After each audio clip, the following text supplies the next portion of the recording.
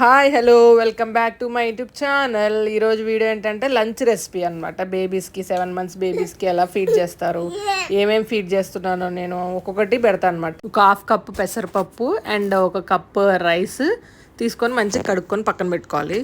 తర్వాత క్యారెట్ బాగా మంచిగా పీల్ చేసుకొని తురిమేసి ఆ వాటర్లో యాడ్ చేసుకోవాలి.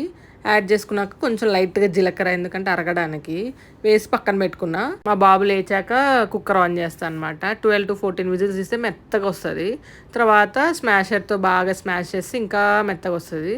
అప్పుడు లైట్గా పైన గీయేసి ఫీడ్ చేయడమే కొంచెం చల్లారాక.